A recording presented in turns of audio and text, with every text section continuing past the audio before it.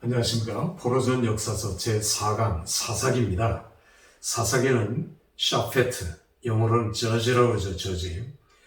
이제 그들은 한 지파에서 한 명의 사사들을 세워나가기 시작했습니다. 자, 우리가 사사들을 볼 때에 여호수아서 마지막 장 24장 세겜 언약을 체결했죠. 그러니까 과연 이 언약을 지킬 것인가? 이게 사사기예요. 그들은 이 언약을 지켜나갈 것인가?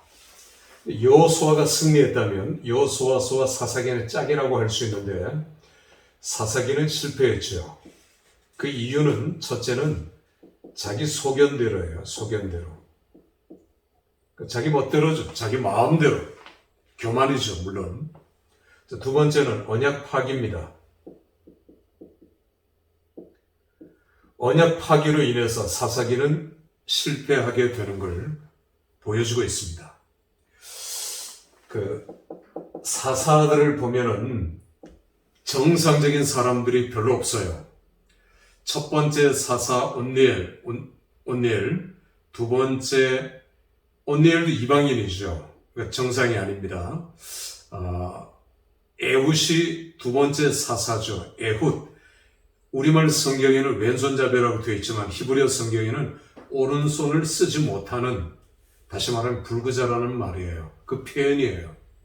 불구자라는 표현입니다. 에훗. 이제 그 다음에 두보라. 여자죠. 유일한 여자 사사. 그 당시는 여성들의 그 인권 또 여자들의 사회적인 어떤 보장은 거의 안 되어 있죠. 왜냐하면 인구 조사에서도 계속 여자들은 빠졌어요. 광야에서도 그렇고 광야에서 2번 인구 조사 처음 그리고 나올 때 여자들이 다 빠져버렸어요. 그만큼 여자들의 인권은 인정되지 않았던 그 시대에 두보라, 사사, 선지자의 역할을 했다고 하는 건 놀랍죠. 그 다음에 기드온은 나무꾼이었고요. 농부, 나무꾼. 이제 소모는 이제 소치기, 삼갈. 이런 식으로 사사들의 면면을 뜯어보면은 정상적인 사람이 거의 없단 말이죠. 입다는 기생의 아들로서 깡패 출신이에요. 깡패 두목이라는 말이죠. 다시 말하면 하나님은 별 볼 일 없는 사람, 나중된 자를 먼저 되게 하고 약한 자를 들어서 강한 자를 부끄럽게 하시는 하나님. 이게 성경의 진리잖아요. 그걸 사사기를 통해서 그대로 보여주고 있는 것입니다. 자, 이렇게 사사 시대에 또 사사기의 대조가 되는 성경은 룻기라고도 할 수 있습니다. 룻기. 그러니까 사사기는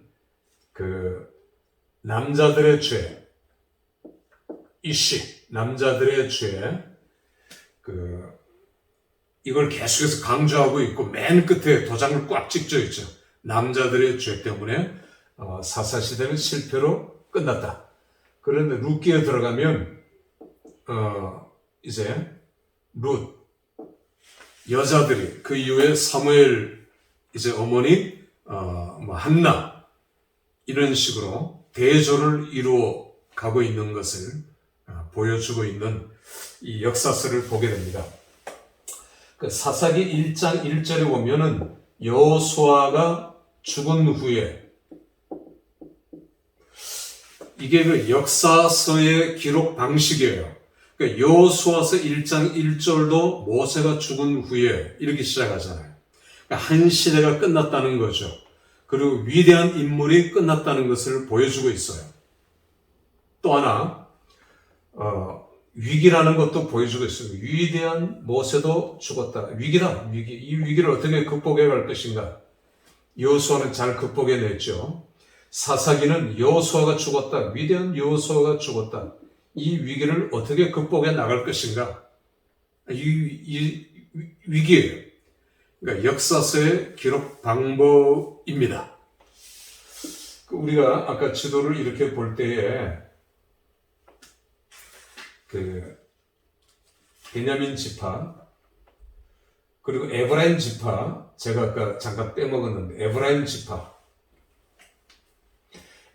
여기가 제일 비옥한 땅이고 제일 중요한 땅이에요.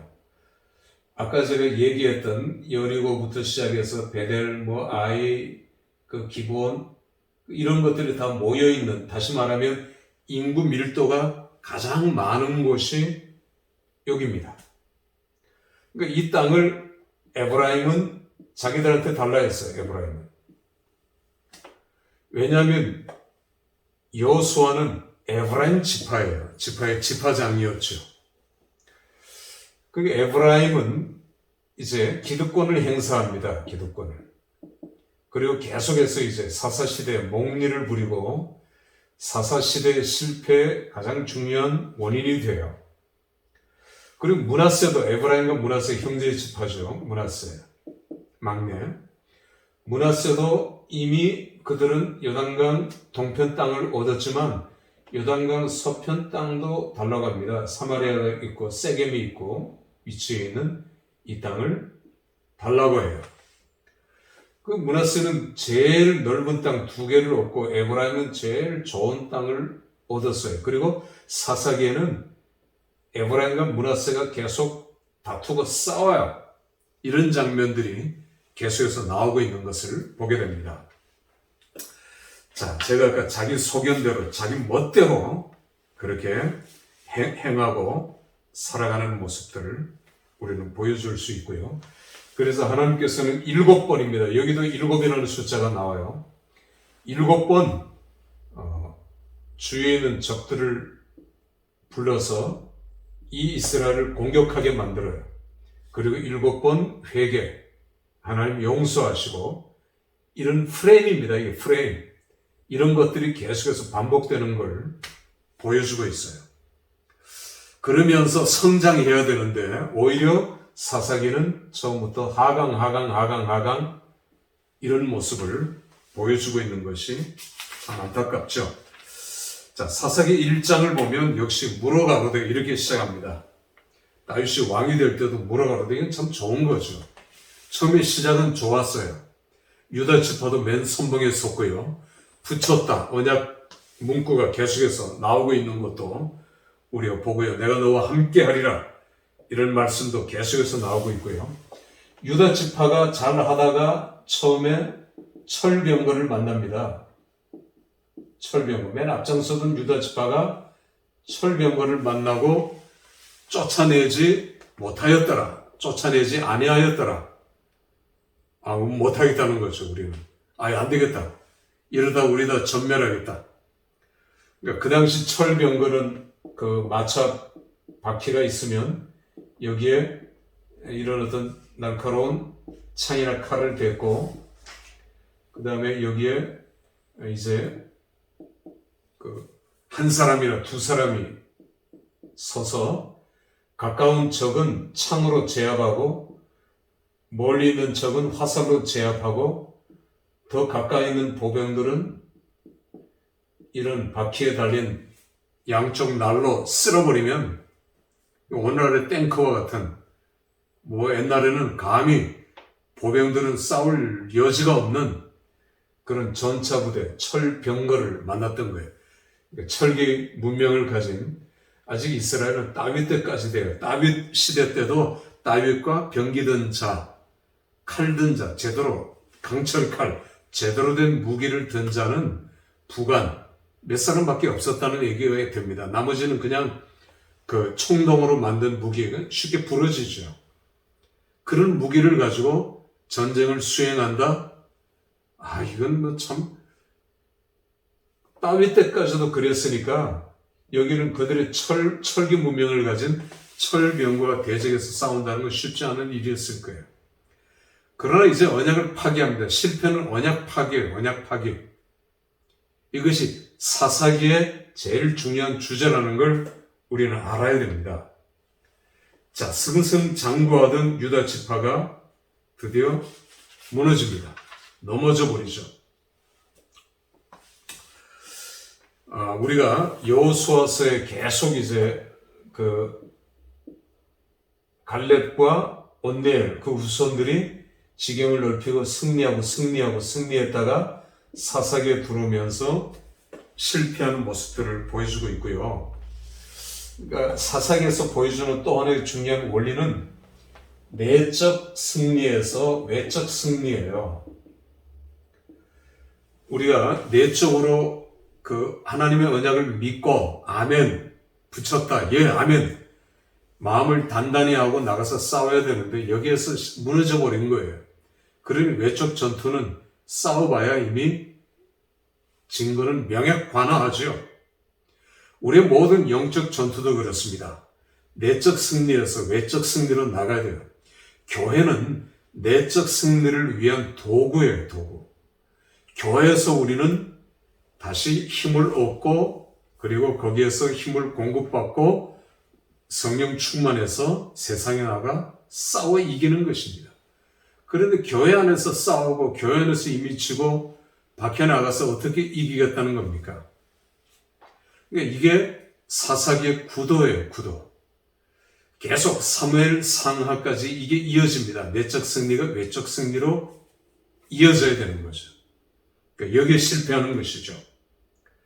자, 2장에서는 하나님이 재판관으로 등장하셔서 직접 저들의 가시가 되고 저들을 공격해요. 그래서 일어나는 사건이 복임 사건입니다. 복임은 그냥 서러워서 울은 거예요. 울었다. 서러워서 울은 거예요. 하나님이 우리를 안 도와주고 우리를 지게 만드셨다. 우리를 치셨다. 서러워서 울었던 장소가 복임입니다. 여러분, 우리도 실컷 기도했는데 하나님께서 안 도와주실 때, 그리고 내가 하나님 앞에 이만큼 했는데 내 공로의식을 자꾸 드러낼 때에 우리는 복임 사건을 만나게 되는 것입니다. 오히려 교회가, 오히려 기도처가, 예배처가 복임이 될 수가 있는 거예요. 복임이 되면 안 되는데 회개한 것이 아닙니다. 그냥 회개한 것이 아니라 서러워서 울어버렸던 장소예요. 하나님께서 시험하시죠. 3장 1절에 너희가 누구를 섬기겠느냐? 누구를 섬기겠느냐? 누구를 섬기겠느냐?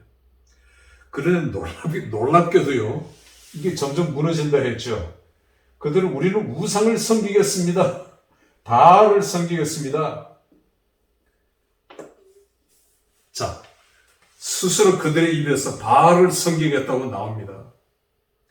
그래서 4장에 넘어가면 5장까지 하솔이 북쪽 지방에 이 하솔이 다시 힘을 모아 제국의 형태를 다시 갖추고 다시 공격해요. 그런데 여기 이사갈 스불론 지파, 국경을 맞대고 있는 이 지파만 싸워요. 다른 지파는 도와주지는 않아요. 이 위기에 지금 직면하고 있는 것입니다. 군대도 없어요, 이제는. 자, 이것이 4장의 모습입니다. 근데 하나님께서 그때 두보라를 세우죠, 두보라. 그래서 두보라가 다볼산에서 이렇게 바가지같이 생긴 다볼산에 이스라엘 백성들이 다 숨어 있죠. 그리고 밑에는 시스라의 병거 900승이 쫙 도열하고 있고요. 무서워서 내려오질 못하는 겁니다. 내려오면 병거가 쓸어버리는 거죠. 이 병거. 그때 드보라가 백성들에게 도전합니다. 그리고 하나님의 언약을 상기시킵니다. 하나님 우리와 함께 하신다. 두려워 말라. 강하고 담대하라. 그때 그 군대 장관이 바라크입니다. 바라크. 옛날에 얼마 전에 몇십 년 전에 이스라엘 총리 이름이 바락이에요. 바라크. 바라간다는 말이 아니라 하나님의 축복이라는 말입니다. 이 바락이 드보라의 말에 그대로 순종하면서 백성들의 사기를 진작시킵니다. 하나님 우리와 함께 하신다. 그러니 어떤 적이 두렵겠는가? 내려가서 싸우자. 근데 기도하죠. 그리고 그 다음날 산에서 내려와서 싸우게 되는데 그때 비가 옥수같이 내립니다. 마치 워터루 전투같이 다 포대 세워놓고 나폴레옹이 이제 그 전투를 딱 시작하려고 하는 그 새벽부터 비가 오잖아요. 뭐 술에 다 빠져버리니 수렁진창에 빠져버리니 포병이 제대로 힘을 쓸 수가 없었죠. 포격할 수가 없죠. 여기도 좀 그렇게 된 겁니다. 시스라의 900승이 무용지물이 되고 두보라 바락 장군이 대승리를, 큰 승리를 거두게 되죠. 시스라가 도망갑니다. 도망가다가 너무너무 지쳐서 야엘이라고 하는 여인의 집이었어요. 야엘 이방인이에요. 성경은 특별히 신분을 밝힙니다. 겐 족속, 모세 장인 드보라와 같은 족속 이방인이죠. 이 겐 족속의 야엘이라는 여인이 시스라 적장을 안심시켜서 피곤한 이에게 먹을 걸 주고 그리고 잠깐 쉬라고 합니다. 너무 지쳐서 잠이 들었어요. 그런데 그 살적이라고 되는 히브리어 성경은 관전놀이예요. 관전놀이에다가 그 천막을 하는 그 팩을 대고 그냥 망치로 찍어서 시스라를 죽입니다. 여장부죠. 대단하죠. 그러니까 여러분 보세요. 이 전투에서 철병거 다 벌벌벌벌 떨고 다볼산에 숨어 들어갔는데 누가 이 전쟁에서 승리했느냐. 시작은 두보라하고 끝은 야엘이에요. 여자에 의해서 시작하고 그리고 이방 여인에 의해서 전쟁을 종결지었습니다. 남자들은 뭐 하느냐 말이에요. 남자들은. 이게 남자들의 죄로 계속해서 이어지는 것이 사사기가 우리에게 보여주고 있는 남자들의 죄예요.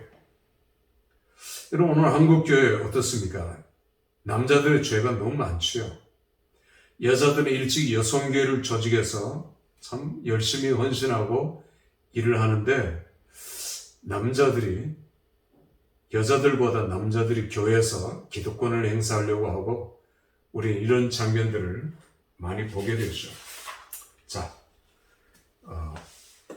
6장으로 넘어갑니다. 또 그들이 배신하고 하나님께서는 이제 기드온을 보내죠. 기드온. 뭐 우리가 주일학교 때부터 너무 많이 들었던 기드온과 300용사예요. 기드온이 땅 지하에 이렇게 그 몰래 미디안족들이 와서 추수 때만 와서 다 뺏어가니까 곡물들을 여기서 몰래 밀을 까고 있는데 여호와의 사자가 기드온에게 큰 용사요. 무슨 큰 용사입니까? 몰래 숨어서. 그런데 하나님께서 우리를 대하시는 장면은 참 놀랍죠. 그리고 기드온을 위로하고 힘을 주죠.